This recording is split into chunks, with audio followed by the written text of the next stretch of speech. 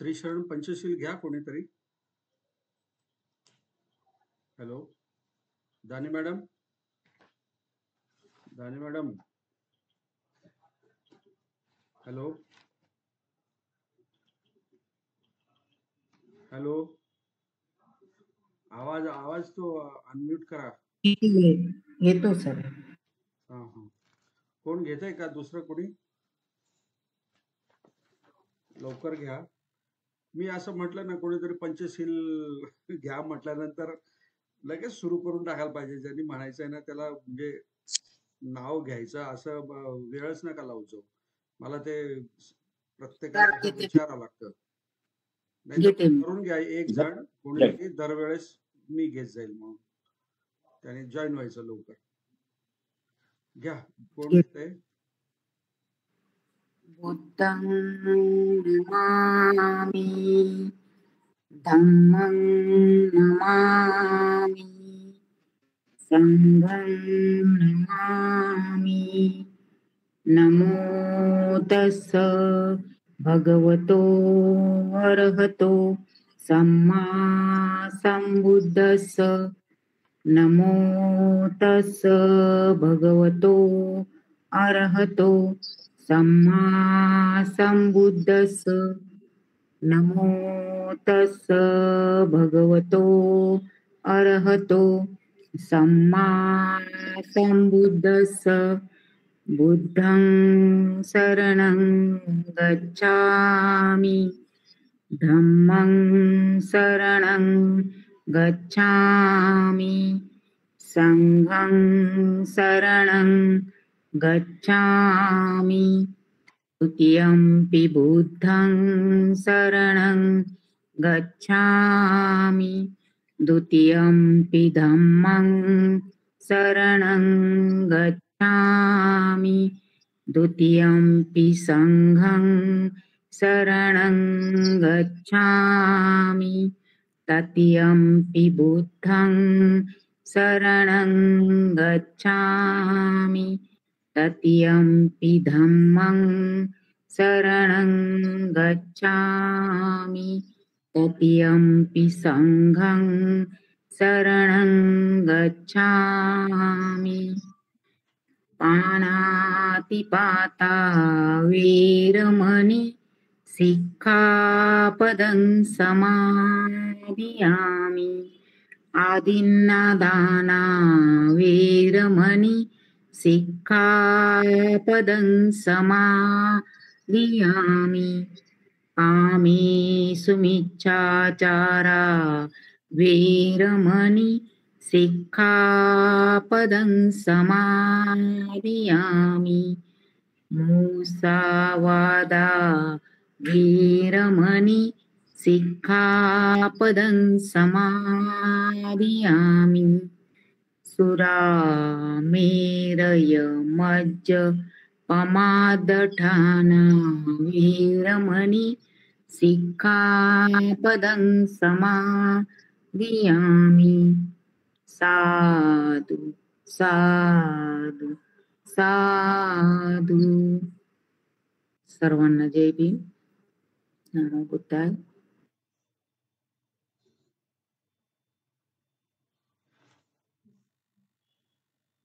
Thank you, धन्यवाद madam.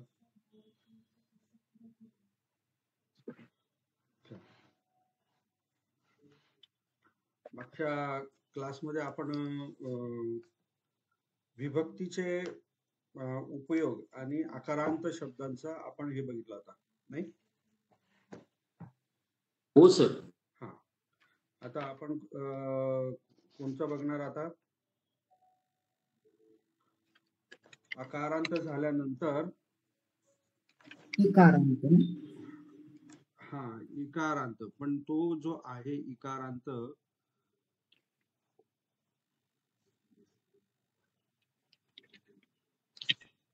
हा इकारांत जो आहे, मी तुम्हाला आधी सांगितलं की जे स्वर जे आहे त्या स्वराच्या नुसार विभक्तीचे प्रत्यय बदलतात, म्हणून आपण त्याला स्वरांत शब्द म्हणतो. स्वरांत शब्द पालीमध्ये सगळे शब्द काय आहेत? स्वरांत शब्द आहेत. आणि ह्या स्वर अंताप्रमाणे सगळ्या विभक्तीचे प्रत्यय चेंज होतात. तर आपण आकारांत शब्द बघितला. आकारांत शब्दाचे आपण सगळे उपयोग बघितले. त्याच्या आधी काय म्हणतात त्याला, विभक्तीचे सगळे हे बघितलेत, काय उपयोग किंवा अर्थही बघितलेत, नाही का? आता ते जे मी तुम्हाला सांगितले ते सगळे शब्द काय होते, पुल्लिंग शब्द. आपण जे बघितले ते सगळे शब्द काय होते, पुल्लिंग शब्द होते. आज आपण अकारांत नपुसकलिंग शब्द बघणार आहोत आणि त्याची विभक्ती पण बघणार आहोत.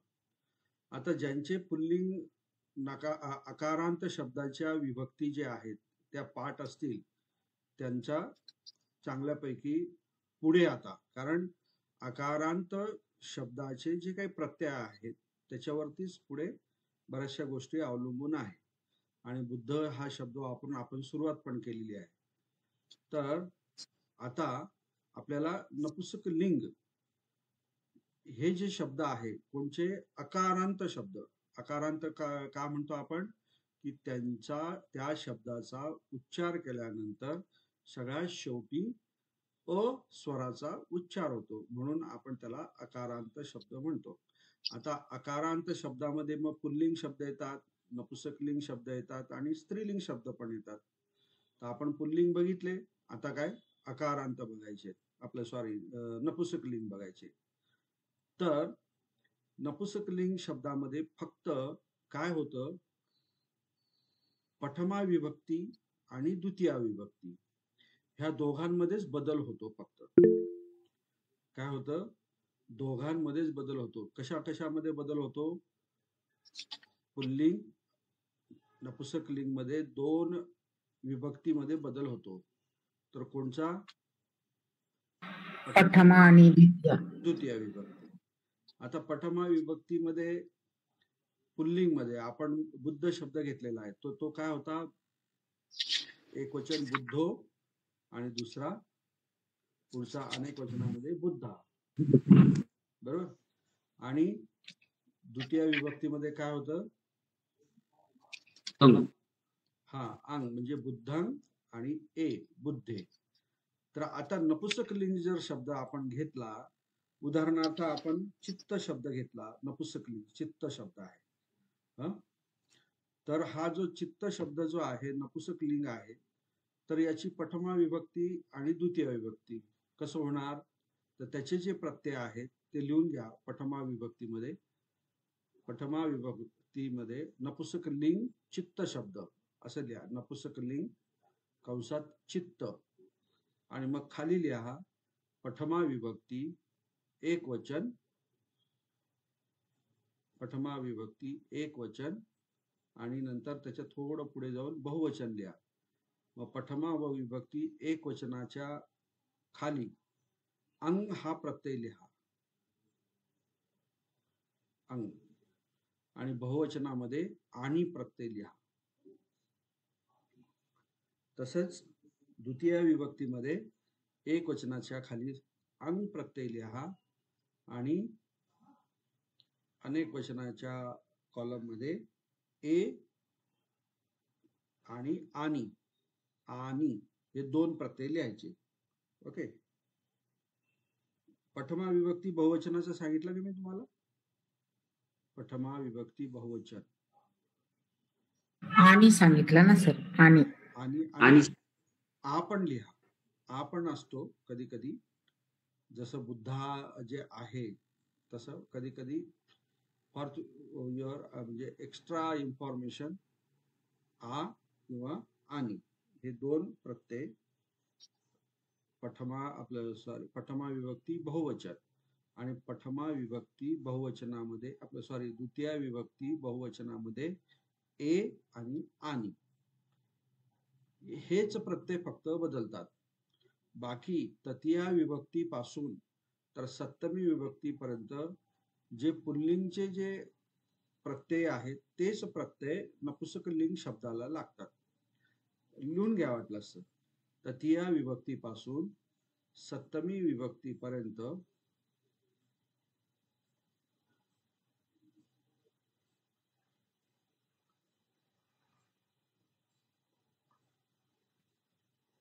नपुंसकलिंग शब्दामध्ये तृतीया विभक्तीपासून तर सप्तमी विभक्तीपर्यंत जे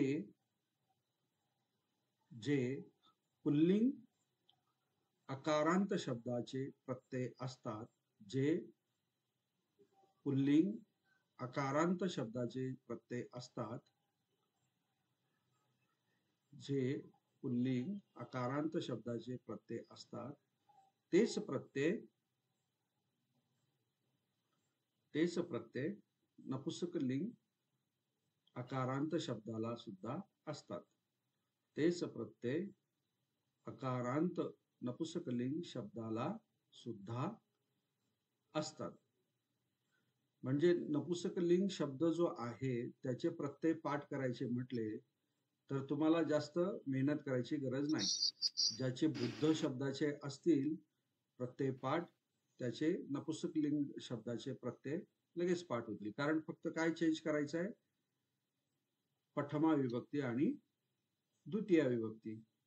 इथे पुल्लिंगचा आहे बुद्धो, तर इथे नपुंसकलिंग जो प्रथमा विभक्ती एक वचन जो आहे तो काय करावा लागेल, त्याला फक्त चित्तं असं म्हणावं लागेल. चित्त शब्द घेतलाय ना आपण. मी तुम्हाला वाटलंस तर बोर्डवरती लिहून देतो म्हणजे तुमच्या चांगलं लक्षात येईल. एक मिनिट हा. मी तुम्हाला व्हाईट बोर्ड शेअर करतो.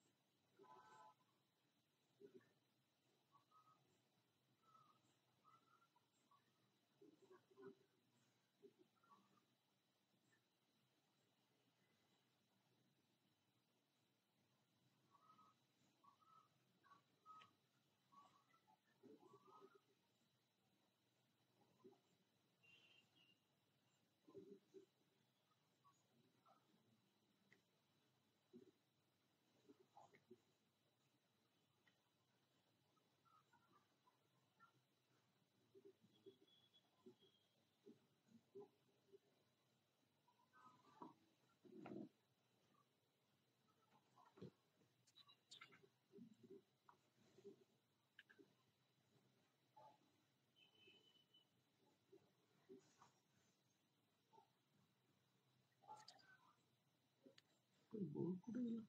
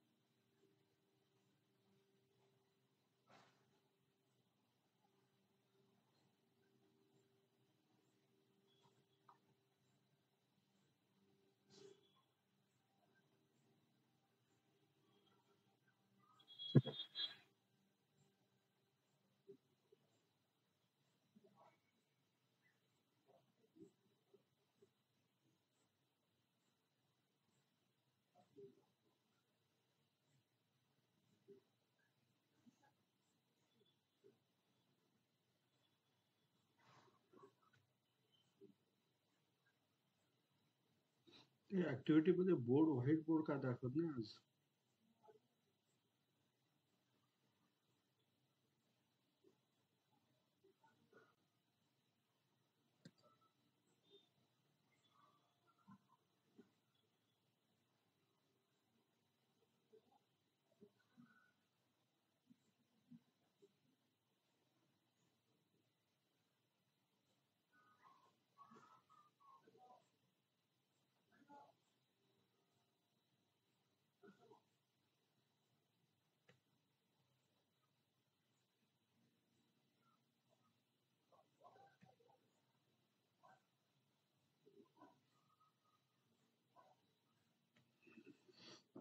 काय होऊन जातं बरेच काय माहित कल्पना.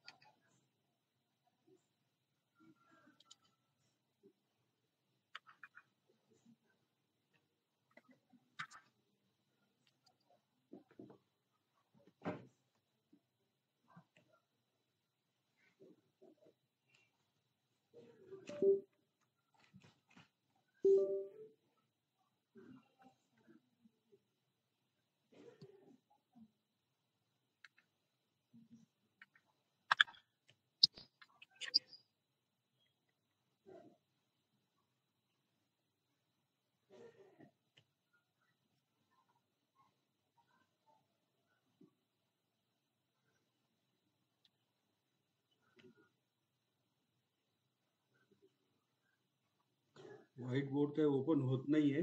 ठीक आहे, बस वेळ घालवण्यापेक्षा मी तुम्हाला तोंडीच समजावून सांगतो.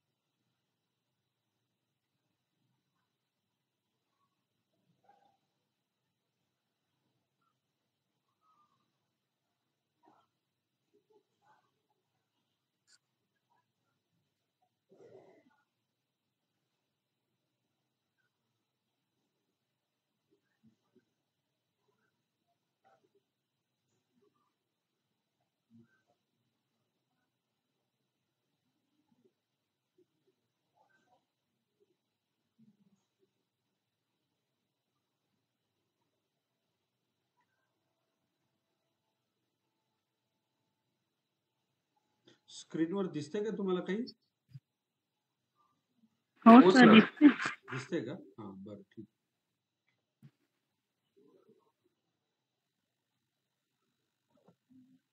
व्हाईट बोर्ड जॉईन नाही होते आज.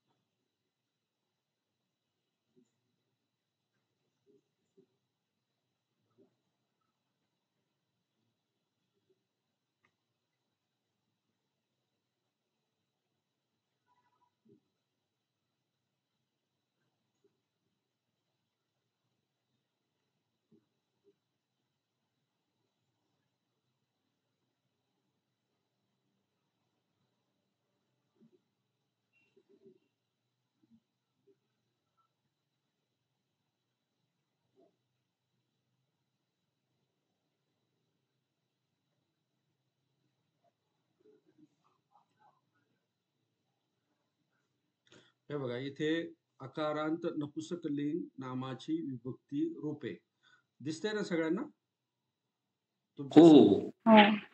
हा, मी आणखी वाटलं असतं थोडं मोठं करतो. हा, आता दिसतंय व्यवस्थित?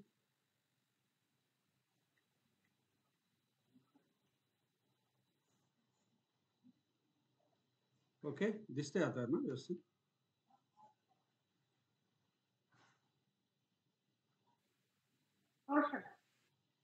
हो, दिसतंय सर. दिसतंय ना?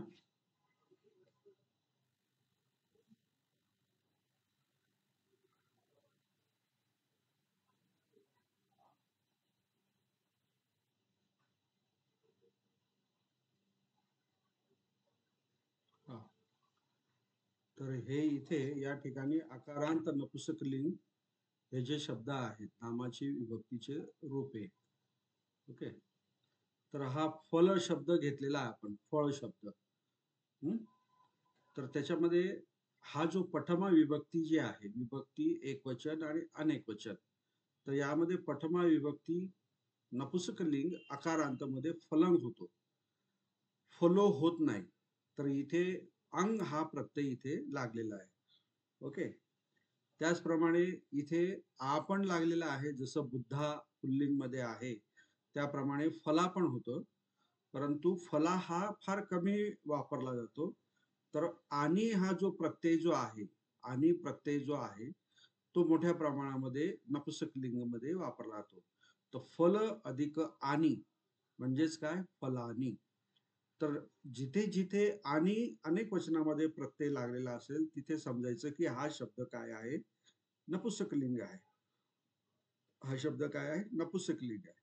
तर प्रथमा विभक्तीमध्ये अशा प्रकारे फक्त याच्यामध्ये बदल आहेत, फलन, फला, फलानी. आणि द्वितीयामध्ये काय आहे, फलंग, जे जे एक वचनामध्ये आहे आपलं, सॉरी प्रथमा विभक्तीमध्ये आहे तेच द्वितीय विभक्तीमध्ये आहे, फलंग. आणि अनेक वचनामध्ये सुद्धा आपण पुल्लिंग मध्ये बघितलं बुद्धे, तर इथे सुद्धा फले आलेला आहे, परंतु फले हा फार कमी वापरला जातो, नाहीच वापरला जात म्हटलं तरी चालेल, पण फलानी हे वापरलं जातं. म्हणजे फलन, फलन, फलानी, फलानी, इतके सोपे प्रथमा आणि द्वितीय विभक्तीचे हे इथे प्रत्यय लावून रूप तयार केलं. म्हणजे आता याचा प्रत्यय काय होईल, प्रथमाचा अंग, बरोबर, इथे आणि, आणि द्वितीयाचा अंग, आणि इथे आणि. त्यानंतर तृतीया ते सप्तमी विभक्तीचे रूपे अकारांत पुल्लिंग नामासारखीच होतात. मी तुम्हाला ते लिहून दिलं. म्हणजे आता हा फल जो आहे हा तृतीय विभक्तीपासून कसा चालेल, पुल्लिंग शब्दाप्रमाणे चालेल. बुद्ध शब्द कसा चालवलेला आपण त्याप्रमाणे. बुद्ध कसा शब्द चालवलेला आहे, कोणी सांगतो का, तृतीयापासून? बुद्धेन हा, एक वचन, बरोबर, बुद्धीही बुद्धेबी अनेक वचन, बरोबर. बुद्धस्स बुद्धाय चतुर्थीमध्ये हा, एक वचन बुद्धस्स बुद्धाय, व्हेरी गुड. हा, स्तुती अनेक वचन बुद्धानं, हा, पंचमी एक वचन बुद्धा बुद्धस्मा बुद्धम्मा, बरोबर, करेक्ट. पंचमी अनेक वचन बुद्धेही बुद्धेबी, हम्म, छठी हम्म, एक वचन बुद्धस्स हम्म, अनेक वचन बुद्धानं, हम्म, सप्तमी एक वचन बुद्धे बुद्धस्मी बुद्धम्मी, हम्म, अनेक बुद्धेसु. बरोबर, करेक्ट. आता ह्याच प्रमाणे आपल्याला फल शब्द चालवायचा आहे. तर फल शब्द सुद्धा चालून दाखवा याच बुद्ध शब्दाप्रमाणे तृतीय विभक्तीपासून. तृतीय विभक्ती एक वचन, फलेन एक अनेक वचन, फलेही फलेबी, चतुर्थी एक वचन, हा, फलस फलाय, हम्म, अनेक वचन फलानं, पंचमी एक वचन फला फलस्मा फलम्मा, अनेक वचन फलेही फलेबी, हा, छठी एक वचन फलस्स अनेक वचन फलानं, हम्म, सप्तमी एक वचन फले फलस्मी फलम्मी, हम्म, बहुवचन फलेसु. Correct, very good. तर आलं लक्षात? तर असे हे फल शब्दाच्या प्रमाणे अनेक शब्द आहेत की जे नपुसकलिंग शब्द त्याला आपण म्हणतो. ओके, तर त्याची उदाहरणं लिहून घ्या. नपुसकलिंग नामाचे उदाहरण लिहून घ्या.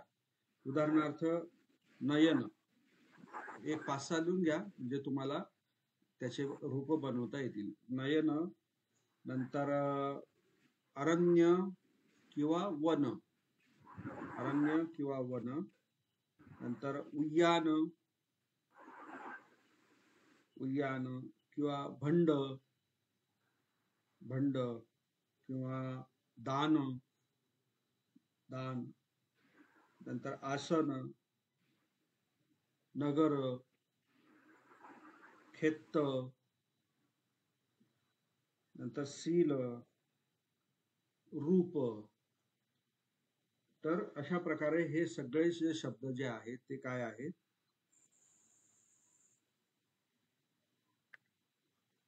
नपुंसकलिंग शब्द आहेत. ओके, हे सगळे शब्द काय आहेत, नपुंसकलिंग शब्द आहेत. सीला पण येईल का? हो हो सील हो, सील हा शब्द इकार- नपुंसकलिंग आहे. सीला, इकारांत नाही म्हणत. सील सील शब्द तुम्ही उच्चार करा बरं, परत करा उच्चार. सील. इकारांत झाला ना. ते आता स्वरांत शब्दाची काय मी व्याख्या दिलेली आहे की ज्या शब्दाच्या शेवटी स्वराचा उच्चार होतो, काय म्हटलंय, शब्दाच्या शेवटी म्हटलेलं आहे, स्वराचा उच्चार होतो, त्याप्रमाणे आपल्याला ते ठरवायचं. आता अकारांत शब्द आपण केव्हा म्हणणार, शब्द उच्चारल्यानंतर शेवटचा जो उच्चार आहे स्वराचा तो अ पाहिजे, बरोबर, तर तो अकारांत झाला. ई जर असेल, इकारांत जर असेल, तर तो शब्द उच्चारल्यानंतर शेवटचा स्वर जो आहे तो काय, ई चा उच्चार पाहिजे.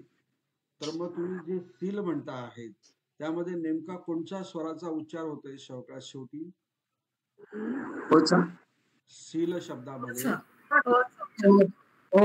उच्चार सगळ्यात शेवटी अ स्वराचा उच्चार होतो ना. तर तुम्ही सील हा जो तुम्ही जे म्हणतात, तर तुम्ही सी हा इकारांत म्हटला, पण सी हा सगळ्यात शेवटचं अक्षर आहे का, नाही. ल हा शेवटचा अक्षर आहे. आणि ल म्हणताना ल हा शब्द कसा, अक्षर कसं तयार झालं, अर्धा ल त्याला अधिक स्वर अ, तो ल तयार झाला. म्हणून सी ल, ल ला उच्चार करताना आपला सगळ्यात शेवटचा उच्चार काय होतो, अ होतो. म्हणून सी ल हे काय आहे, अकारांत नपुंसकलिंग शब्द आहे. आलं का मॅडम लक्षात? कोणी सील इकारांत म्हटलं होतं? हो सर. हा, तर हो आता सर. हा ओके, आता आपण काय करूया, सील शब्दच घेऊया आणि त्याचे पूर्ण आपण सप्तमी पठमा विभक्तीपासून तर सप्तमी पर्यंत त्याचे रूप कसे बनतील ते बघूया. आता मी इथे पठमा विभक्ती एक वचन घेतलं, सील. ओके, तर इथे काय होईल, विभक्तीचं रूप काय होईल, सीलंग, सीलम. पठमा विभक्ती. हा सील हा, नंतर काय होईल इथे, सीला अनेक वचनामध्ये, सीला. सिलानी सीलानी. नंतर द्वितीय विभक्तीमध्ये काय होईल, परत सीलंग, सिलानी सीलानी. सीले. सीलानी. Very good. सिलानी तृतीय विभक्तीमध्ये काय होईल, तृतीय विभक्ती, सील. तृतीय सीलानी. विभक्ती, हतिया हे न लागेल सर, सिलेन सिलेन. सिलेही. सिले. सिलेभी. हा, नंतर चतुर्थी, सिलस.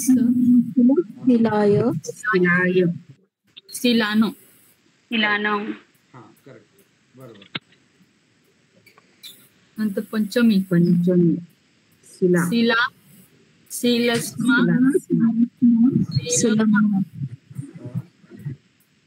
अनेक वचन सिलेही. सिलेभी. Very good. छठी विभक्ती हा सिलस. सिलानो. हा सप्तमी विभक्ती एक वचन सिले. हा, सिलस्मी. सिलम्मी. अनेक वचन सिलेसु. आलं लक्षात? आता बघा इथे मी पठमा विभक्तीमध्ये सीलंग असं म्हटलं, ओके, आणि अनेक वचनामध्ये सीला किंवा सीलान. ओके, तर मग प्रथमा विभक्तीमध्ये सीलंग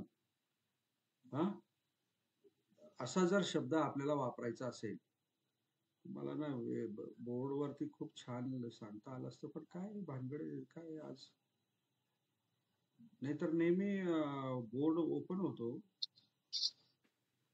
थांबा एक मिनिट.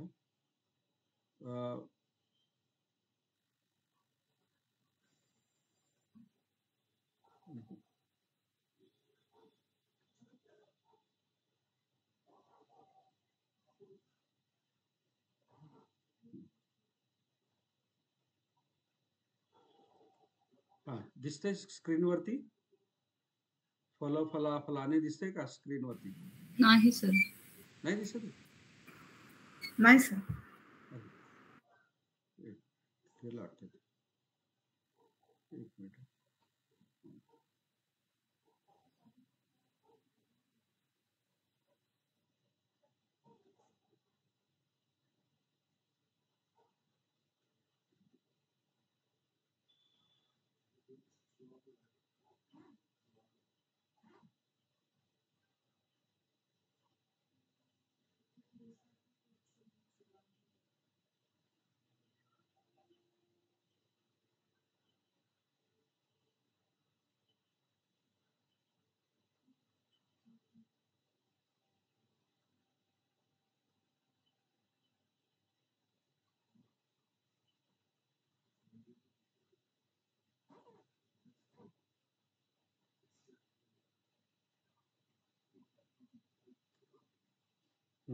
आता दिसतंय? हो सर.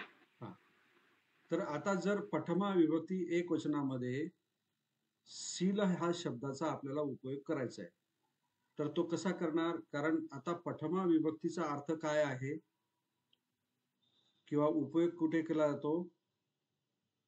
करता म्हणून. करता म्हणून. हा, करता. म्हणजे मग आपल्याला जर प्रथमा एक वचन फलंग आपलं सील ह्या शब्दाचा हे घ्यायचा आहे, किंवा आपण तात्पुरते चला सीलच्या ऐवजी फल शब्द घेऊ. ओके, प्रथमा विभक्ती एक वचन फल शब्द आपण नपुंसकलिंगी शब्द घेतला, तर फलंग हा शब्द जो आहे हा आपल्याला कर्ता म्हणून दाखवायचा आहे. कर्ता म्हणून दाखवायचा आहे म्हणजे तो स्वतः क्रिया करतो. ओके, तर मग तो क्रिया करतो आहे, तर मग त्याला वाक्यामध्ये आपण कसं वाक्य तयार करणार? कसं वाक्य तयार करणार बघा, की फल हे स्वतः काहीतरी क्रिया करता आहे, अशा पद्धतीचं आपल्याला वाक्य तयार करावं लागेल. तर काय वाक्य तयार करता येईल?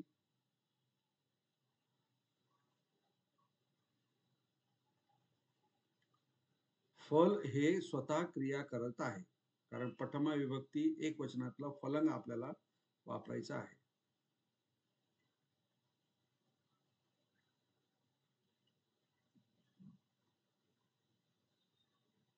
कसं वाक्य तयार करता येईल? फलंग मधुरम होती.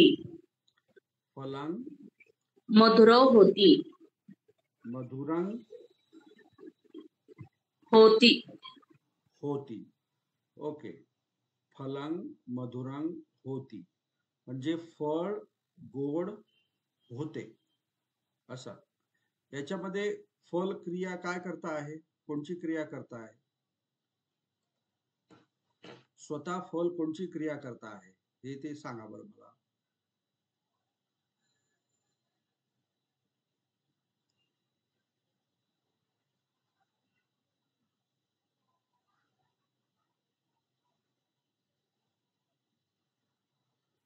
करता. करता. हो, करता. करता आहे, पण फल हे क्रिया काय करते आहे? आपण कर्त्याची व्याख्या काय, की जो स्वतः क्रिया करतो त्याला आपण कर्ता म्हणतो. मधुर. मधुर. हा, मधुर हे काय क्रिया आहे का? विशेषण. नाही सर. विशेषण. विशेषण. बरोबर. तुम्ही जे सांगितलं ना वाक्य, त्याचा अर्थ काय होतो, की फळ हे गोड होते. हा, असं त्याचं वाक्य आहे. पण याच्यामध्ये फल जे आहे स्वतः काही क्रिया करता आहे का? फल स्वतः काहीतरी क्रिया करता आहे असं वाक्य तुम्ही बनवा. फलं पतती. Very good. फलं पतती म्हणजे आता पतती म्हणजे काय? पडणे. बरोबर, पडणे. फल हे स्वतः पडण्याची क्रिया करतो आहे म्हणून तो काय झाला? कर्ता पटमा विभक्ती. करता. बरोबर. फलं हो. पतती म्हणजे फळ स्वतः खाली पडत आहे म्हणजे पडण्याची क्रिया फळ करता आहे. यामध्ये काय झालं? फल हे करता झालं. ओके. उदाहरणार्थ आणखी परत आपण फलं वृक्षस्मा पतती. आणखी त्याचं हे करू म्हणजे फळ झाडाहून पडते. पडते. हा, तर मग फळ हे झाडापासून पडण्याची क्रिया जी आहे ते स्वतः करतात म्हणून ते पठमा विभक्तीमध्ये एक वचन मध्ये आलं. बरोबर. तसंच अनेक वचनामध्ये आपण जर गेलो तर हेच वाक्य अनेक वचनामध्ये कसं होईल? फलांच्या ऐवजी आपल्याला फलानी घ्यावं लागेल, नाही का? फलानी. हा, फलानी वृक्ष मधुरो होंती. फलाने वृक्षस्मा पतन्ति. फलानी फलानी वृक्षस्मा पतंती. आता इथे पतंती. हा, कारण इथे कर्ता जो आहे तो काय आहे? अनेक वचनामध्ये आहे. अनेक वचन. हा, त्यामुळे क्रियापद सुद्धा आपण काय केलं? अनेक वचनामध्ये घेतलं. पण मात्र वृक्षस्मा हे आपण एकच वचनामध्ये घेतलं कारण का आपल्याला काय एकाच झाडावरून पडतायत असं आपल्याला सांगायचंय म्हणून आपण ते एकच वचनामध्ये घेतलं. म्हणजेच काय?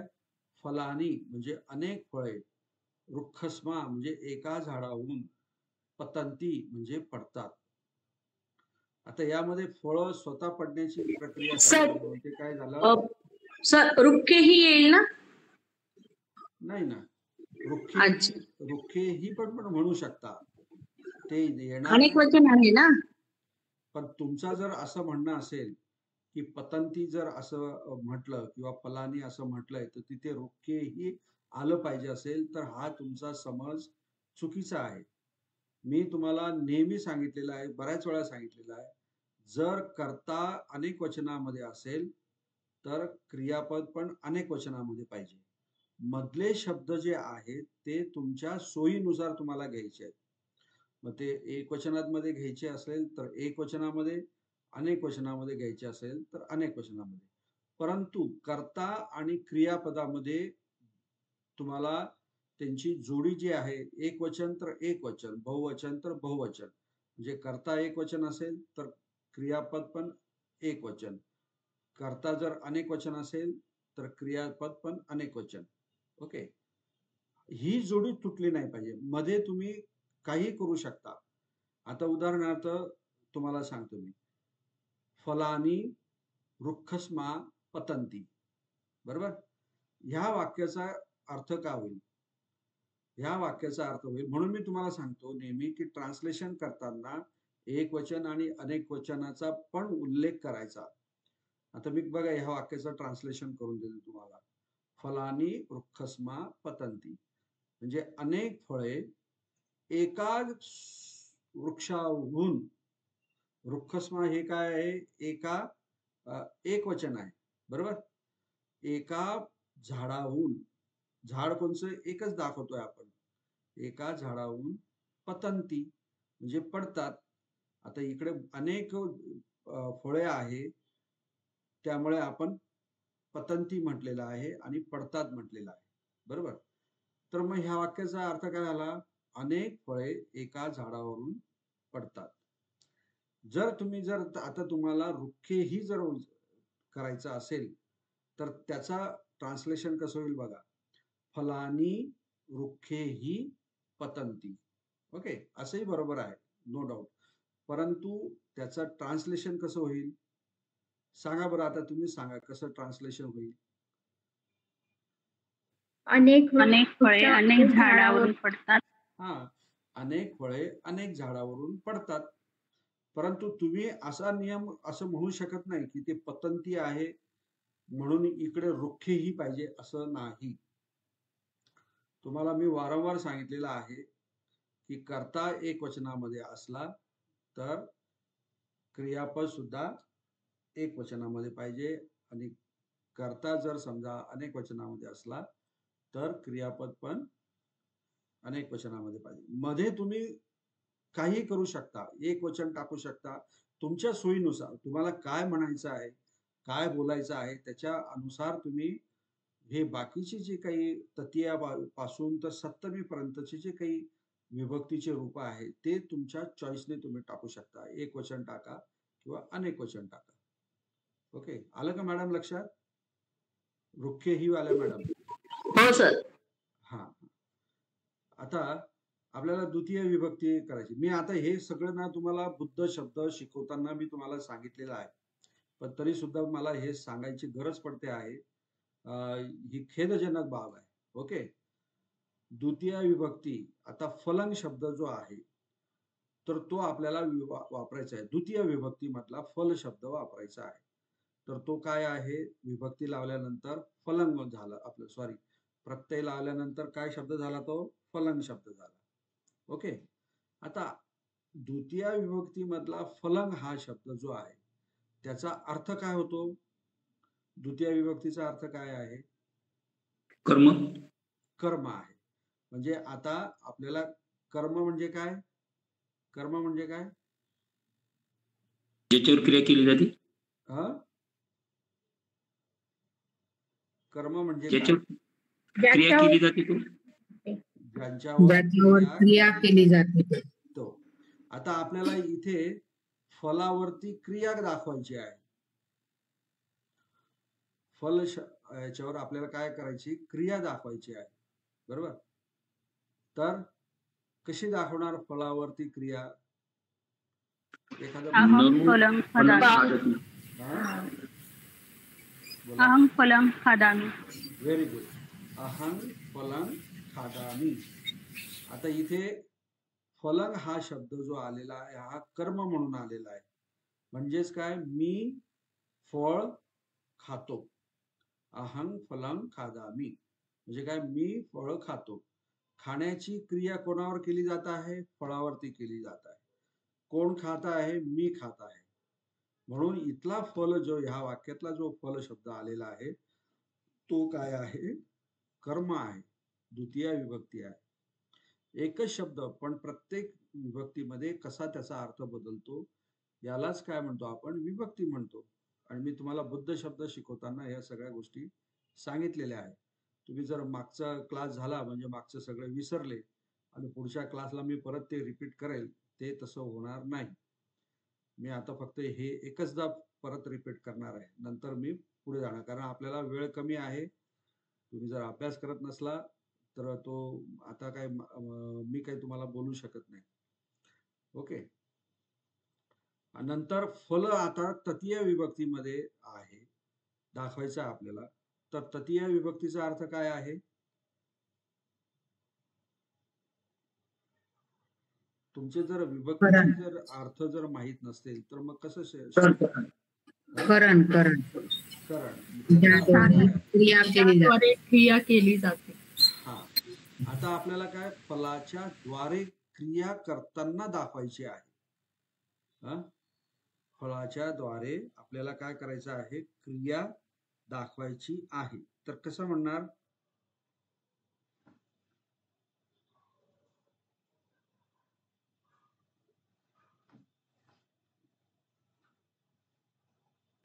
फलेन येईल ना सर?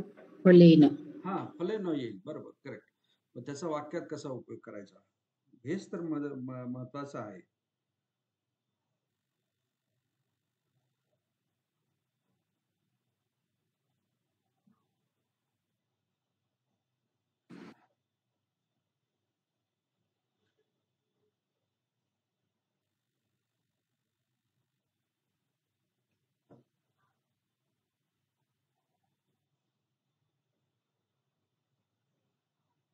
फळाच्या द्वारे काहीच केलं जात नाही का? मराठीतून सांगा ना, आपण त्याला इंग्रजी आपलं पालीमधून करू. फळाद्वारे रस काढला जातो सर. रस काढला जातो फळाद्वारे. ज्यूस, रस. फळाद्वारे कापले रस पण नाही काढला जात. फळ कापले जाते. कसल्या तरी इन्स्ट्रुमेंटने फळाचा रस काढला जातो. फळाद्वारे कसा रस काढला? वानरे फळाने मारतात. हा वानर फळाने मारतात. हा चालेल, ठीक आहे, काय हरकत नाही, करा. फळाने मारतात. तुम्ही आता कर्ता पण सांगितलाय. कर्ता याच्यामध्ये काय आहे? वानर आहे. म्हणजे त्याला आपण आलीमध्ये काय म्हणतो? मक्कट किंवा मक्कट शब्द घ्या. ओके, तो कर्ता झाला. नंतर तुम्ही फलेन तुम्ही वापरणार आणि मारतात. तर मारतातला क्रियापद आहे.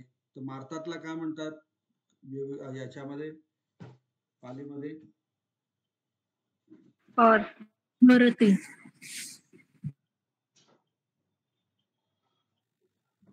पहरती. बरोबर. पहर म्हणजे काय? मारणे. मग कसं वाक्य तयार करणार? मक्कटा फलेन पहरती. आता मक्कटा का म्हटलं तुम्ही?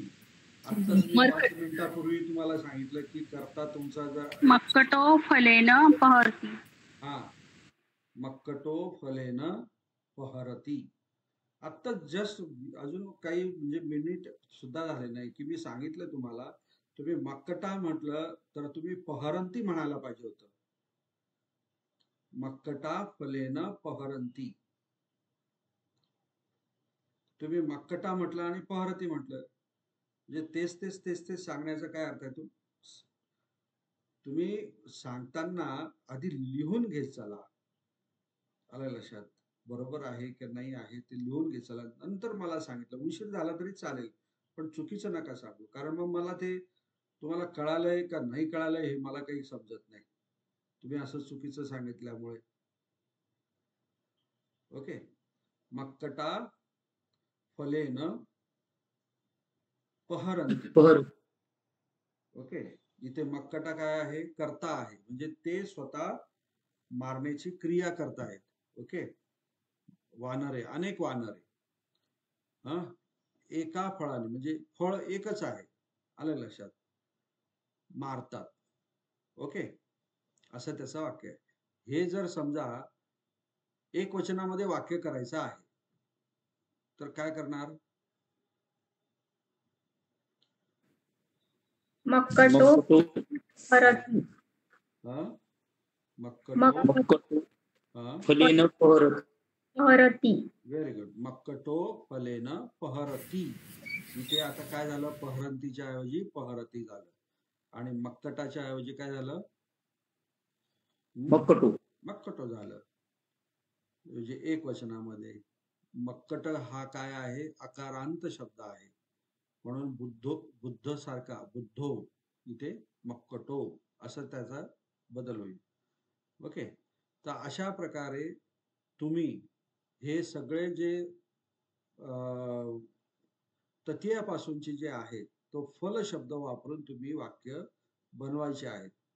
ओके, बरं. ओके, मी तुम्हाला बुद्ध शब्द समजून सांगताना ह्या सगळ्या प्रक्रिया मी तुम्हाला सांगितलेल्या आहे की बुद्धेन म्हणजे काय, बुद्धस्म म्हणजे काय. त्याच्या ऐवजी तुम्हाला फल शब्द टाकायचा आहे. आता फल शब्द नपुंसकलिंग असल्यामुळे प्रथमा आणि द्वितीय विभक्तीचा फक्त बदल होईल, बाकीचा बदल होणार नाही. याप्रमाणे चालेल. तृतीय विभक्तीपासून तर सप्तमी पर्यंत कशाप्रमाणे चालेल? पुल्लिंग शब्दाप्रमाणे चालेल. बुद्ध पुल्लिंग शब्दाप्रमाणे चालेल. ओके,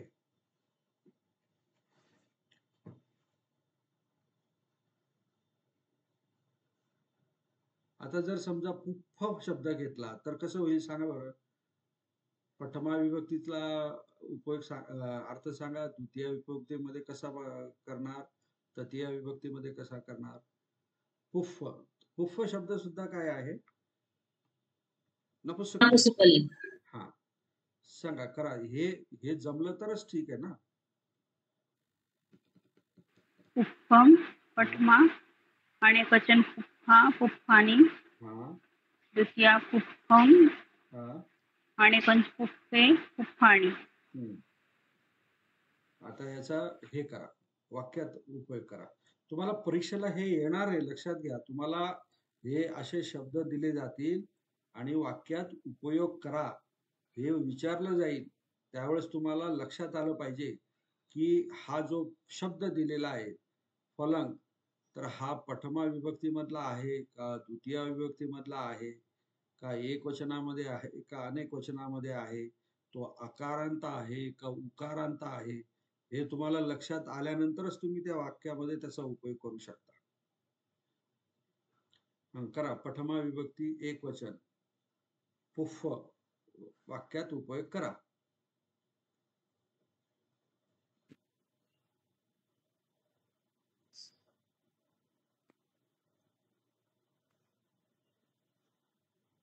सर उमलत्याला काय येईल शब्द? उमलते, फुल उमलते. उमलते, उमलतेचा शब्द मलाही काही आठवत नाही आता. विकस नाही नाही. विलसती. हा? विलसती. कशाला शब्द उमलायला? तुम्ही कुठल्या पुस्तकात बघितलंय का तुम्ही स्वतः नाही नाही असंच सांगितलं. नाही नाही असं नका, कारण उमलायला वेगळा शब्द असेल काहीतरी, दुसरा शब्द घ्या ना. सर पुप्पं सुंदरो होती. मॅडम मी किती वेळा सांगितलं, तुम्ही ते होती आणि त्या याच्यामध्ये का अडकता? तुम्ही प्रथमा विभक्ती एक वचनामध्ये तुम्हाला पुष्प जे आहे ते क्रिया करताना तुम्हाला दाखवायचं आहे. किती वेळा सांगायचं आता मॅडम तुम्हाला पण? याच्यामध्ये पुष्प काय करतंय ते तरी सांगा मला.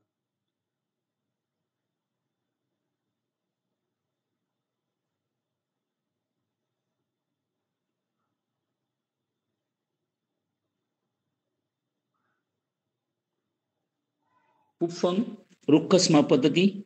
बस सिंपल आहे ना. आता तुम्हाला फळाचं एवढं उदाहरण दिलं तरी पण तुमच्या लक्षात येत नाही, म्हणजे आता काय करायचं? पुफ्फंग रुक्खस्मा पतती म्हणजे फूल झाडावरून पडते. याच्यामध्ये फूल जे आहे प्रथमा विभक्ती एक वचनामधले जर आपण घेतलं तर ते पडण्याची क्रिया स्वतः करताय म्हणून तो कर्ता आहे. आणि अनेक वचनामध्ये काय होईल?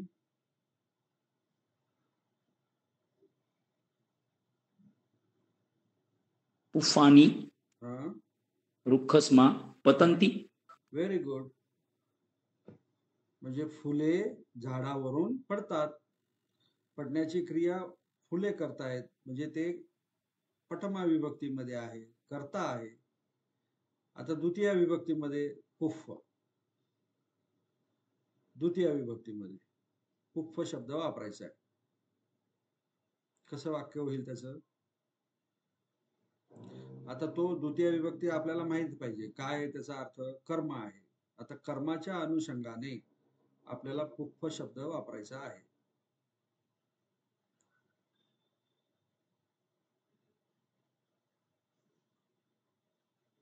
म्हणजेच काय? पुष्पावरती काय क्रिया केली गेलेली पाहिजे. कर्म म्हणजे काय? ज्यावर क्रिया केली जाते तो. बरोबर? घाबरू नका. मी तुमचं चुकलं तर मी तुम्हाला तो रागवतो आहे किंवा बोलेल असं काय हे नका करू. मी तुम्हाला रागवलं ना तरी पण मान्य करून घ्यायचं. हा सर रागवले, पण प्रयत्न नका सोडू. नाहीतर रागवले म्हणून बोलायचंच नाही, सांगायचंच नाही, चुकीचं असो याचं असो, परंतु मॅक्झिमम बरोबर सांगण्याचा प्रयत्न करा. थोडंफार चुकलं तर मी सांगेलच. बोला बोला. सगळेच जण घाबरले दिसतात मी रागवले म्हणून. बोलतच नाही कोणी.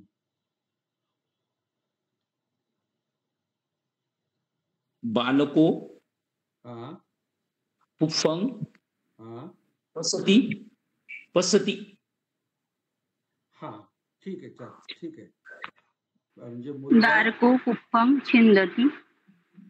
काय? बालको पुफ्फंग. दारको पुप्पम छिंदती. हा चालेल ना, ते पण चालेल. म्हणजे मुलगा फळाला फुले तोडतो. तोडतो. मुलगा फुले तोडतो. फुले कसं? पुफ्फंग म्हटलं ना तुम्ही. फूल, हा फुलाला तोडतो. हा म्हणून मी सांगतो की तुम्ही वचनामध्ये सुद्धा बोला, एक वचन आणि अनेक वचन. तुमच्या ते सांगून सांगून पण डोक्यामध्ये काही जात नाही आणि मलाही तो काही सांगून सांगून कंटाळा येत नाही. भाषांतर करताना एक वचन आणि अनेक वचनामध्ये बोलण्याची सवय ठेवा, त्यामुळे चुकणार नाही. बालको पुफ्फंग काय छिंदती असं म्हटलंय ना तुम्ही. हो सर. मुलगा फळ फुलास सोडतो. फुलाला तो. तोडतो. आणि तोडतो. दुसरं काय म्हटलं कोणी आपल्या गायकवाड साहेबांनी काय म्हटलं? बालको पुफ्फंग पसती हा, म्हणजे मुलगा फुलाला पाहतो. बघतो. म्हणजे बघण्याची क्रिया कोणावर होते? फुलावर होते, नाही का? बरोबर आहे. किंवा सोपं आणखी एक उदाहरण आहे. उपासको किंवा उपासको पुफ्फानी उपासको पुफ्फानी आहरती. म्हणजे उपासक फुले, मी पुफ्फानी म्हटलेलं आहे, म्हणजे अनेक अनेक फुले. फुले. हा, आहारती म्हणजे आणतो. आता बघा ह्या वाक्यामध्ये मी उपासको म्हटलंय, तर उपासको हे एक वचनाचा कर्ता आहे, एक वचनामध्ये. त्यामुळे मी क्रियापद सुद्धा एकच वचनामध्ये ठेवलं, आहारती म्हणजे आणतो. मात्र कर्म म्हटलं, कर्म जे आहे ते मी अनेक वचनामध्ये घेतलं. काय फरक पडला? काही नाही. इथे मी काय म्हटलं? पुफ्फानी. आता तुम्ही इकडे पुफ्फानी म्हटलंय, तुम्ही म्हणाल की सर मग इकडे तर मग आहारंती पाहिजे होतं, इकडे उपासका पाहिजे होतं. तसं नाही. तुमच्या त्या शब्दाच्या विभक्तीच्या रूपाप्रमाणे तुम्ही अर्थ काढायला पाहिजे, शिकलं पाहिजे. म्हणजेच काय? उपासको पुफ्फानी आहरती म्हणजे उपासक अनेक फुले आणतो. म्हणजे एक जण अनेक फुले आणू शकत नाही का? शकतो ना. आणू शकतो, बरोबर. मग हेच वाक्य मी असंही म्हणू शकतो, उपासको फलं आहारती. म्हणजे एक उपासक एक फुल आणतो, असंही होऊ शकतं ना. आलं का लक्षात? हो सर. बोला, बाकीचे कुठे गेलेत? किंवा हो नाही काहीतरी रिस्पॉन्स देत चला. हो सर, ऐकतोय सर. हा, ओके. तर अशा प्रकारे आपण नपुंसकलिंग जे आहे ते शब्द आपण बघितले, त्याचं प्रथमा विभक्ती आणि द्वितीय विभक्ती. तर मी त्याचे उदाहरण दिले का तुम्हाला? नपुंसकलिंग शब्दाचे उदाहरण दिले का? हो दिले सर. काय काय दिले. काय दिले? नयन, नयन, लोचन, हा, अरण्य, बरोबर. उयन, उय्यान, उंड, भंड, दान, आसन, नगर, खेत, स्त्री, रूप. हा, मग आता हे शब्द इथे फलच्या ऐवजी ते शब्द जे आहे एक एक करून त्याचे विभक्तीचे रूप बनवा. आसन घेतलं तर आसन येईल, आसना येईल, आसनी येईल, आसन, नंतर आसने, आसनी. फल आपलं ततीयेनं काय? आसनेन, आसनेही वगैरे वगैरे. नंतर दुसरं काही शब्द घेतला तुम्ही तर तो घ्या. दानंग. दान घ्या. हा, दानंग, दानानी वगैरे. फलंग आपलं सॉरी दानंग, दाना, दानेन, दानेही, दानेबी असे शब्द बनवा आणि ते विभक्तीच्या अर्थानुसार त्यानुसार वाक्य बनवायला शिका. मी तुम्हाला बुद्ध शब्दाच्या वेळेस सगळं समजून सांगितलेलं आहे की कोणत्या विभक्तीचा काय अर्थ होतो आणि त्याचा प्रत्यय लावून कसे येतात. तुम्ही जर होमवर्क नाही केला तर मग काही खरं नाही. ओके, चला आता नेक्स्ट शब्द आपण घेऊया. जसा हा अकारांत होता तसा आता पुढचा शब्द कोणता आहे? आपल्याला आपण ऱ्हस्व शब्द घेणार आहोत आधी. ह्रस्व शब्द म्हणण्यापेक्षा स्वर. तर पुढचा स्वर कोणता आहे अकारांत नंतर? इकारांत हं?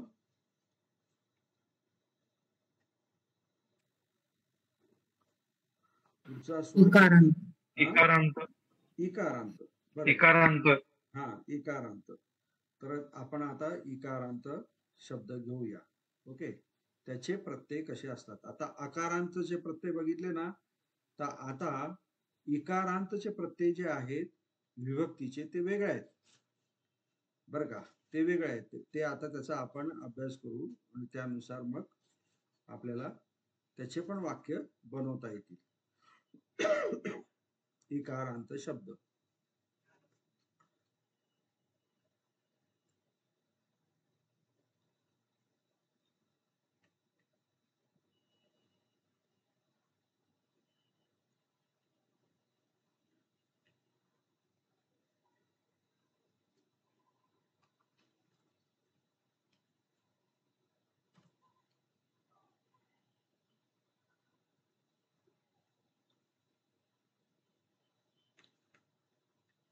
आता त्याचे प्रत्यय काय बघूया आपण. इकारांत शब्दाचे प्रत्यय. हा उकारांत झाला, आपल्याला पाहिजे इकारांत.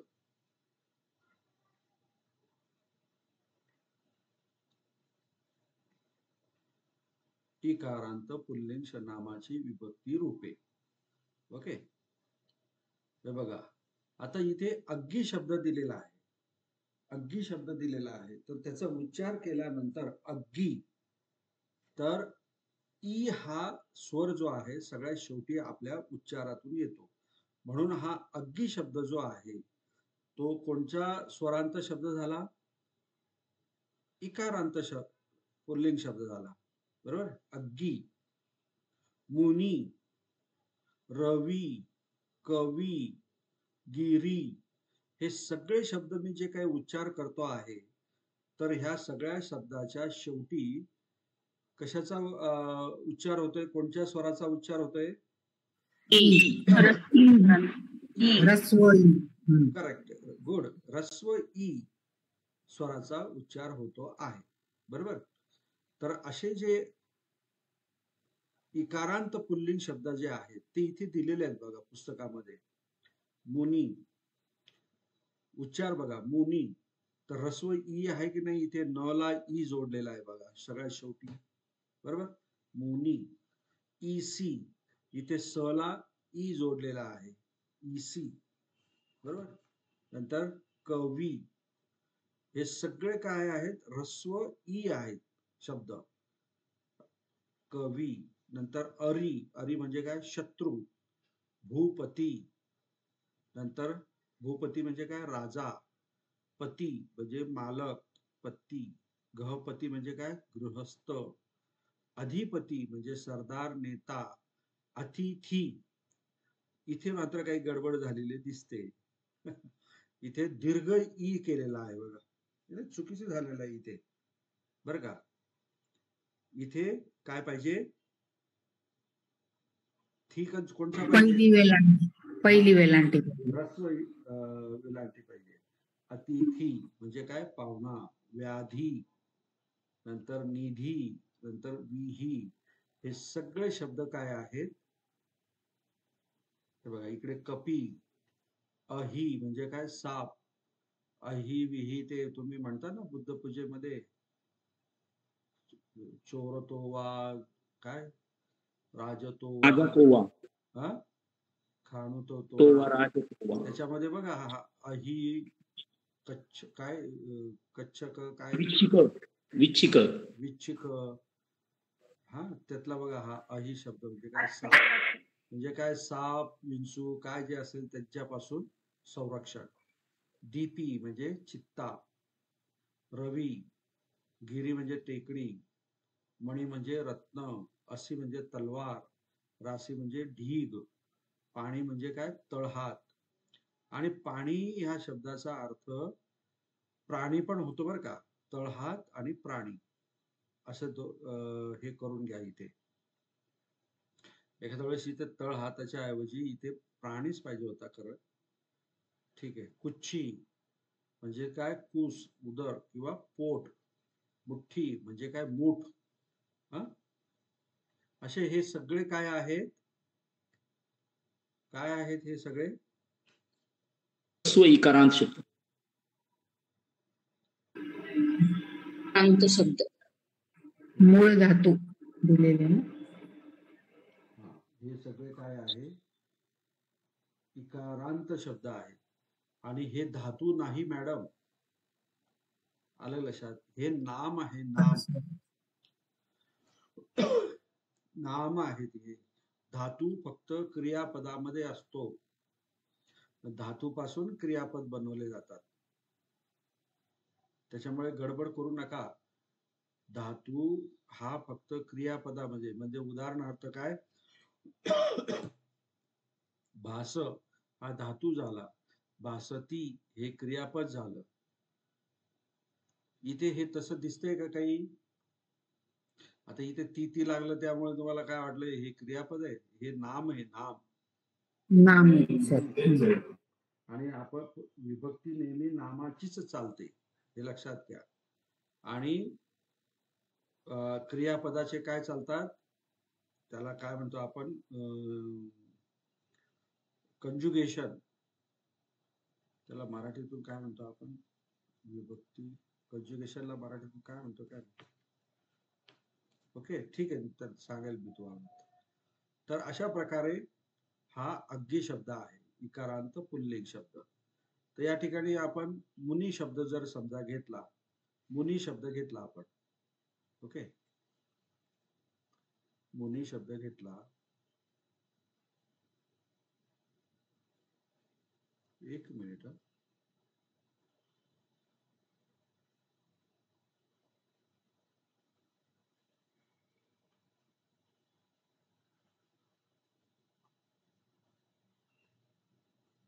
हा, मुनी शब्द जर घेतला आपण, तर इथे काय येईल? प्रथमा विभक्ती एक वचनामध्ये मुनी. म्हणजेच काय, जो जसा शब्द दिलेला आहे तो तसाचा तसा कर्ता म्हणून राहणार. मुनी, कर्ता. अनेक वचनामध्ये काय होणार? फक्त तो जो ह्रस्व जो ई आहे त्याचा काय होणार? दीर्घ. सॉरी, आपण अग्गी शब्द घेऊ. चला, तुमच्या माहिती अग्गी. अग्गीचा गचा विलांटी कोणची केली? अनेक वचनामध्ये दीर्घ केली. ओके. आणि इथे काय केलं? अग्गयो. अग्गयो. जर मुनी जर असतात तर मुनयो झाला असतं. तर या ठिकाणी हा जो गला लागलेला ई जो आहे त्याचा लोप झाला आणि फक्त डबल ग राहिला. आणि त्याला कोणता प्रत्यय जोडला? यो प्रत्यय जोडला. अग्गयो. अग्गियो नाही आहे, अग्गयो. ओके. अनेक वचनामध्ये. प्रथमा विभक्ती. द्वितीय विभक्तीमध्ये प्रत्यय कोणता लागला? अंग. हा हा,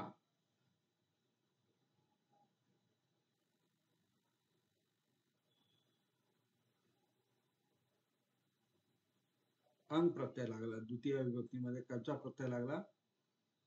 अंग.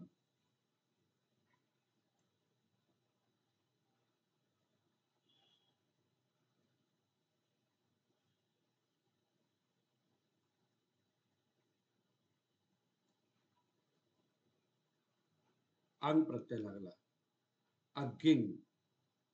तसंच बघा इकडे द्वितीय विभक्तीमध्ये ईच काय झालं?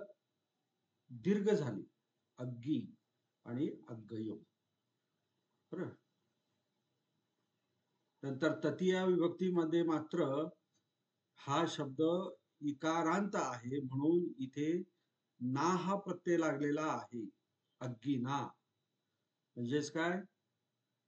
आगद्वारे. आगद्वारे. आणि अग्गी ही, अग्गी भी. इथे बघा सगळे त्याची वेलांटी जी आहे ना ती काय आहे? दीर्घ आहे.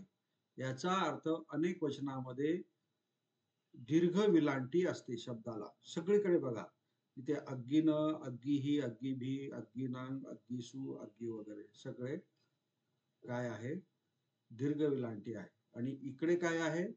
ह्रस्व आहे बघा सगळे एक वचनामध्ये. तर तृतीय विभक्तीचा प्रत्यय काय आहे? इकारांत शब्दाचा ना. ओके. आणि इकडे अनेक वचनामध्ये ही आणि भी. नंतर चतुर्थी विभक्ती. चतुर्थी विभक्तीमध्ये प्रत्यय काय आला इथे? नो. नो,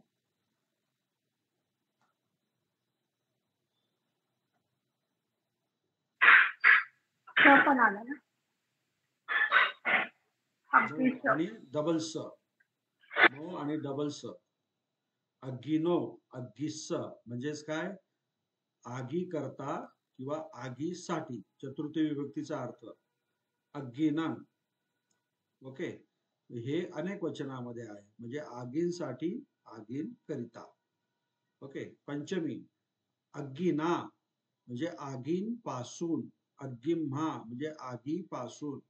अग्गिम्स्मा म्हणजे आगीपासून. नंतर अनेक वचनामध्ये काय होईल? अग्गिं ही, अग्गी भी म्हणजे अनेक आगी पासून असा त्याचा अर्थ होईल. विभक्तीचे अर्थ पाठ ठेवा. छट्टी चाची चे. अग्गिनो, इथे नो प्रत्यय आलेला, इथे स प्रत्यय आलेला, तर काय होईल? आगीचा, आगीचे, आगीची. अग्गिस्स, आगीचा, आगीची, आगीचे. अग्गिनंग, आगींचे, आगींची, आगींचा, काय जे काय असेल ते. ओके. सप्तमी विभक्ती एक वचनामध्ये अग्गिस्मिम आणि अग्गिम्ही. याचा काय अर्थ होईल? सप्तमीचा अर्थ काय होतो? म्हणजे आगीमध्ये, आगी बाहेर, आगी खाली, आगी वर. ओके.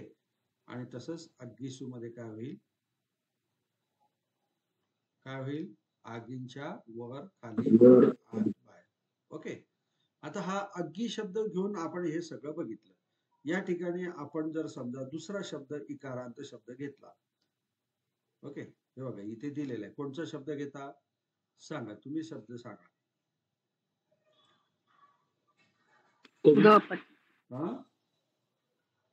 गपती. गहपती. ओके. गहपती म्हणजे काय? हा शब्द सांगितला मॅडम. गहपती. गहपतीचा अर्थ काय होतो? गृहस्थ. मग हा गहपती शब्द वापरून याचे जे प्रत्यय आहेत ते प्रत्यय तुम्ही लावून त्याचा शब्द, त्याचे रूप बनवा. सांगा. प्रथमा विभक्ती एक वचन काय होईल? गहपतीच. बरोबर. गुड. अनेक वचनामध्ये काय होईल? गपतयो. हा, गहपती, गहपतयो. परंतु लिहिताना काय काळजी घ्यावी लागेल तुम्हाला? दीर्घ वेलांटी. दीर्घ वेलांटी घ्यावा लागेल. ओके. गुड.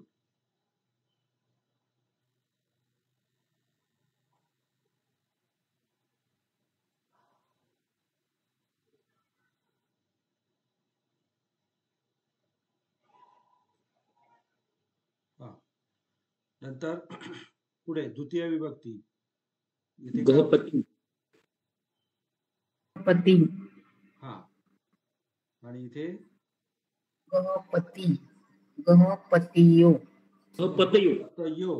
त्या तीच गहपती जो आहे ना, आलं लक्षात? तर गहपतयो येईल. तीचा जो आहे ना, ई काढला जाईल. गहपतयो. ओके. तृतीय विभक्तीमध्ये काय होईल? गहपतीना. गपती. बोला. गणपतीची. गणपती. चतुर्थीमध्ये गहपतीनो. गहपतीच. अनेक वचन गहपतीन. सॉरी, गहपतीन. गहपतीनां असं म्हणा. हा, गहपतीनां. पुढे पंचमी विभक्ती. गपतीना, गपतीस्मा, गपतीस्मा. Very good. गपतीही, गपतीभी. हा. छट्टी. गहपतीनो, हा. गहपतीस, आणि बहुवचन गहपतीन. हा सप्तमी गहपतीनी हा गहपतीनी आणि बहुवचन गहपतीसु. हा व्हेरी गुड. Yes. आणि आलं पण काय अग्गी होते काय एवढं. ओके. आता जर समजा मी इथे गहपती तुम्ही घेतला, ओके, मी भूपती घेतो आणि भूपती घेऊन तुम्ही त्याला प्रत्यय तर लावताच आहे, पण विभक्तीप्रमाणे त्याचा अर्थ पण सांगा.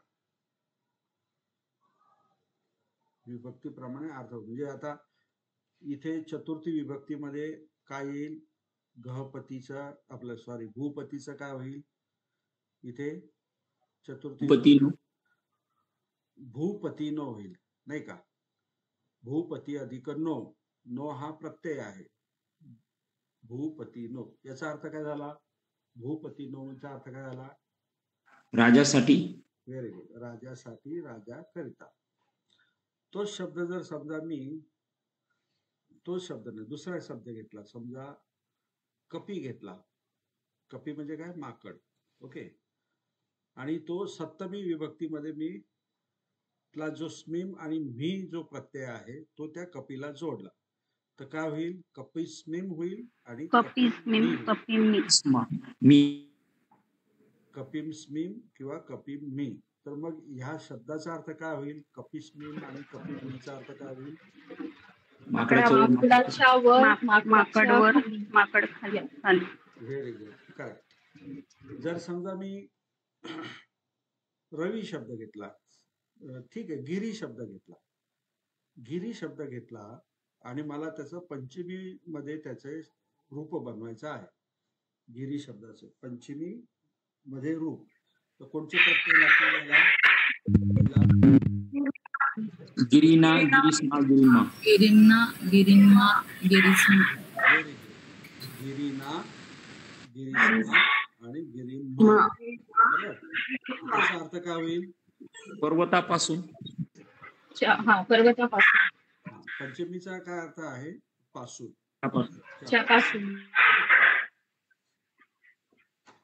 ओके. त्यानंतर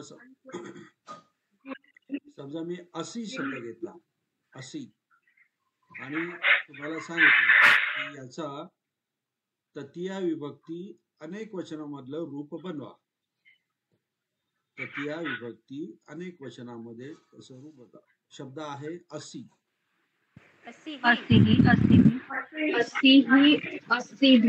व्हेरी गुड. पण लिहिताना कसं लिहिणार? त्याची विलांटी काय? दीर्घ. हे फार महत्वाचं आहे. त्याच्यावरूनच आपल्याला कळतं की काय अनेक वचनात आहे का एक वचनात आहे. समजा मी या ठिकाणी तुम्हाला दुसरा शब्द घेतला,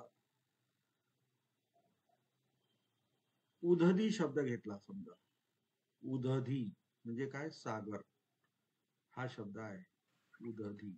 ओके. आणि ह्या उदधी शब्दाचं मी तुम्हाला जर म्हटलं की द्वितीय विभक्तीचं एक वचनातलं रूप बनवा आणि वाक्यात उपयोग करा, असा प्रश्न येईल बरं तुम्हाला. शब्द दिले जातील, त्याच्यात मध्ये तुम्हाला जाईल कोणाचा माईक सुरू आहे तो बंद करा कृपा करून. शब्द दिले जातील आणि मग सांगितलं जातील की त्याचा ह्या विभक्तीमध्ये त्याचा वाक्यामध्ये उपयोग करून दाखवा किंवा लिहा. आता मी तुम्हाला सांगतोय उदधी द्वितीय विभक्तीमध्ये त्याचं रूप बनवून ते वाक्यात उपयोग करायचं. कसं करणार? उदधिंग रूप उदधिंगी भूपालो उदधिंग पसती. हा बरोबर. उदधिंग म्हणजे तुम्ही अंग प्रत्यय लावला ना गायकवाड साहेब? हो सर. हा व्हेरी गुड. मला ऐकायला नाही आलं पण तुम्ही लावला असेल. माझा तुमच्यावर पूर्ण विश्वास आहे. तुम्ही काही हेराफेरी काही करणार नाही त्यामध्ये, काय नाही का? हॅलो. हो सर. हो सर. ठीक आहे. उदधी म्हणजे भूपालो उदधिंग पसती म्हणजे राजा सागर बघतो. आता उदधिक हे द्वितीय विभक्तीमध्ये त्यांनी बरोबर घेतलं. द्वितीय विभक्तीचा प्रत्यय काय आहे? हा बघा इथे अन प्रत्यय आहे इथे, नाही का, हा अन. आणखी समजा निधी शब्द आहे समजा, किंवा विही शब्द आहे. विही शब्द आहे. जर समजा मी त्याला म्हटलं की तुम्ही सप्तमी विभक्तीमध्ये अनेक वचनामध्ये त्याचा उपयोग करा. सप्तमी विभक्तीमध्ये उपयोग करा अनेक वचनामध्ये. इथे इथे ओके, अनेक वचन. तर काय होईल? त्याचं रूप काय तयार होईल? प्रत्यय लागून विहिसू. विंसू. बरोबर. आणि मग त्याचा हे काय होईल? अर्थ काय होईल? विहिसू मध्ये त्याचा काय होईल? पीक. भात पीक. हा, भात पिकामध्ये, भात पिकावरती, भात पिकाच्या मध्ये. Very good. हा, असा अर्थ होईल त्याचा. मग वाक्यात करा ना उपयोग. नुसतं पीक म्हटलं तरी चालेल, किंवा भाताचं पीक म्हटलं तरी चालेल. ठीक आहे, वाक्यामध्ये उपयोग करा आता त्याचा. सप्तमी विभक्ती.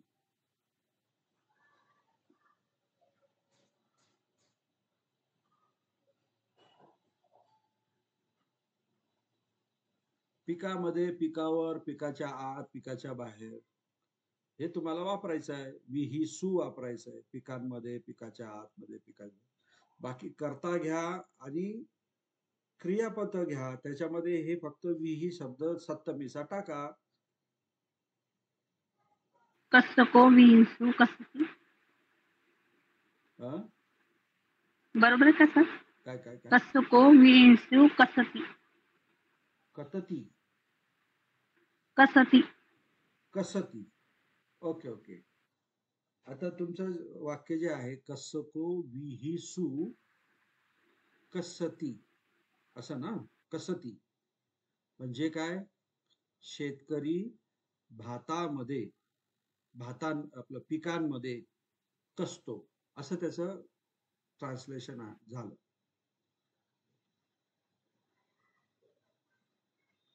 कसको विहिसू कसती, त्याचं वर्ड टू वर्ड ट्रान्सलेशन कसं झालं? शेतकरी, विहिसू म्हणजे पिकांमध्ये, आणि कसती म्हणजे कसतो किंवा नांगरतो. बरोबर? म्हणजे शेतकरी पिकांमध्ये नांगरतो किंवा कसतो. बरोबर?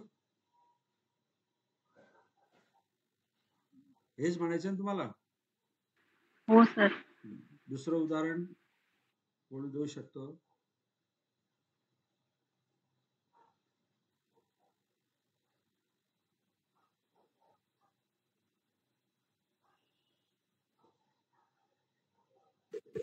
बालको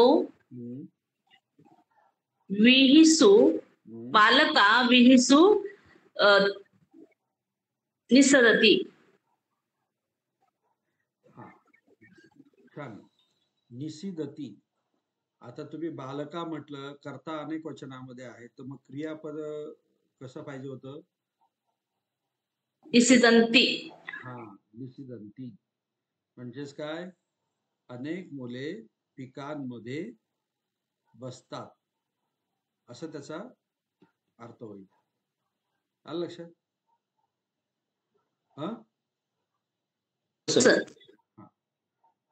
अशा प्रकारे हे जे इकारांत जे शब्द जे आहेत, हे सगळे शब्द जे आहेत, तुम्हाला जे पुस्तक घ्यायला सांगितलं प्रारंभिक पाली, त्याच्यामध्ये हे सगळे अरी, भूपती, पती, गिरी, मणी ह्या शब्दांचे रूप बनवायचे विभक्तीनुसार, आणि त्या शब्दांचे सगळ्यांचे अर्थ लिहून काढायचे विभक्तीच्या अर्थानुसार. आलं लक्षात मी काय सांगितलं ते? हो सर. कोणाच्या लक्षात आलं नाही? जसं हे अगदीचा टेबल बनवलेला आहे ना, तसा टेबल प्रत्येक शब्दाचा बनवायचा, आणि त्याच्या पुढे त्या शब्दांचे अर्थ लिहायचे. काय लिहायचे अर्थ. आता प्रथमा विभक्ती अग्गी, इथे काय लिहायचं कर्ता आणि त्याचं काय बनवायचं वाक्य बनवायचं. प्रथमा विभक्ती अनेक वचन अग्गयो, त्याचा अर्थ लिहायचा कर्ता आणि त्याचा उपयोग वाक्यामध्ये लिहायचा. नंतर द्वितीय विभक्ती अग्गिंग म्हणजेच काय आगीला, ओके, आणि त्याचा काय वाक्यामध्ये उपयोग करायचा अग्गिम.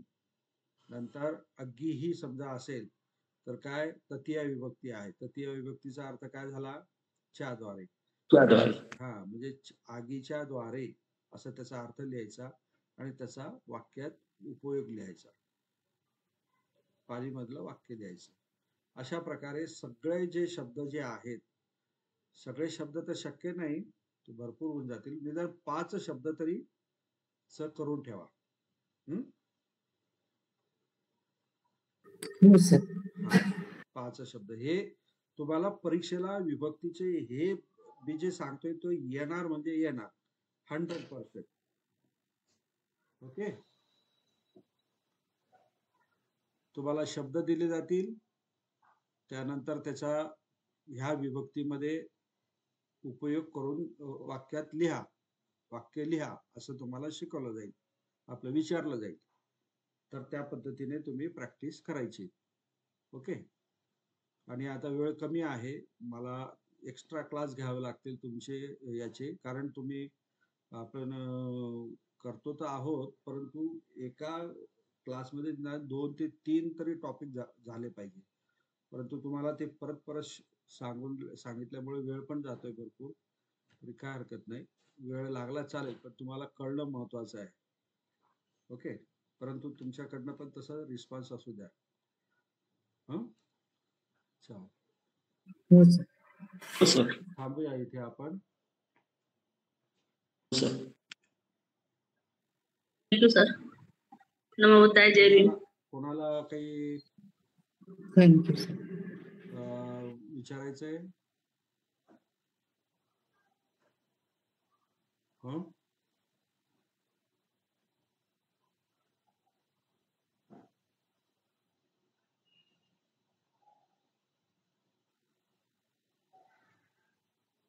हॅलो. हा सर, ते एक्झाम फॉर्म बद्दल थोडं बोलायचं होतं. होमवर्क काय? Exam form. परीक्षा फॉर्म. परीक्षा फॉर्म सर, एक्झाम फॉर्म. हा, भारती मॅडम. काय सर? हा, तुम्ही परीक्षा फॉर्म भरलाय ना? नाही सर, आता भरेल. बरं, तुमचा तर तो ग्रुपवरती हे परीक्षा फॉर्मच्या बाबतीमध्ये तुम्ही औरंगाबादला फोन करा ना तुम्ही. प्रदीपराव. बर सर. हॅलो. हो सर. हा, महेंद्र सर करणार होते भारती सर. म्हणजे कसं सर्वांनी लावण्यापेक्षा एकाने. सर उद्या ना, आज सुट्टी होती कॉलेजला, उद्या करतो सकाळीच. तुम्ही काय करा, कॉलेजचे ज्या गतिविधी आहेत किंवा जे काही ऍक्टिव्हिटी जे आहेत ते एक जण इंगोले सर, लता वाघमारे मॅडम यांच्याशी कायम कॉन्टॅक्ट मध्ये राहा आणि त्यांना विचारत राहा की काय म्हणजे सिलेबस काय आहे. सिलेबस तर आपल्याला माहिती आहे, परंतु बाकीच्या ज्या ऍक्टिव्हिटी आहेत, आता फॉर्म भरणे, असाइनमेंट केव्हा सबमिट करायची आहे, ह्या सगळ्या गोष्टी तुम्ही त्यांच्याशी कॉन्टॅक्ट मध्ये राहा. महेंद्र गायकवाड सर, तुम्ही घ्या बरं ही जबाबदारी. हो सर, हो, हरकत नाही. हा, आणि विचारून जे प्रदीप पण करेलच, पण तुम्ही त्याच्या सोबत जबाबदारी घ्या आणि जी माहिती मिळाली ना ती माहिती लगेच आपल्या ग्रुपवर टाकायची, लेक्चर्स ग्रुपवरती. Okay okay. म्हणजे ते अपडेट राहा त्याच्या संदर्भामध्ये. ओके, चालेल. थांबायचं इथे. हो सर. ओके, हो. Good night. आणि गुड नाईट. सर मी शिकवलंय त्याप्रमाणे. Okay, okay, good night. Good night.